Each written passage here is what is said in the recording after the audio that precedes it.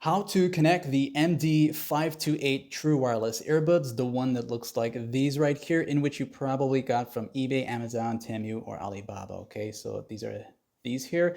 This is the exact model one here that I have, MD528. They look like these here, so you know you're in the right video. And they do come in different colors. Mine is a black. You probably have another color here. Okay, so to get these into pairing mode state and connect to a Samsung phone with Android 13 or 14, first make sure they are not already connected to someone else's device that's nearby.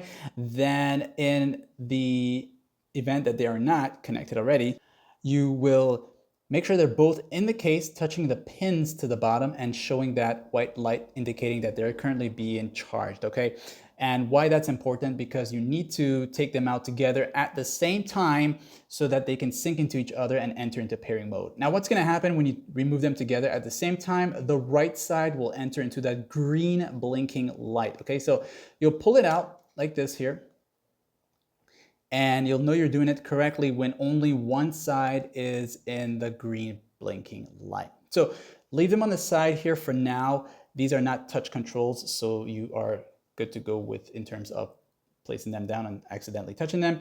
On your Android Samsung phone, use a quick access. You can pull it down once or twice. You're looking for the Bluetooth toggle, this one here. Long press it.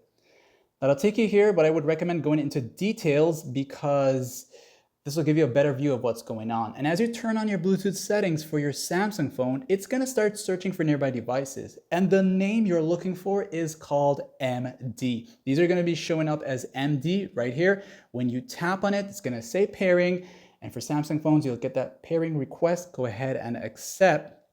And it'll say connected for calls and media and audio, or whatever it's usually labeled as. Now, if it's not set for calls, you can tap on the settings icon right here. That's gonna take you here and you will be able to have them turn on for calls and audio as well. You can also choose to rename them so that in the future, when you take them out the case, they will automatically reconnect and have them set to a specific name by tapping here as rename, okay? So if this guide helped you guys out in any way, of course, as always, do hit that like and subscribe.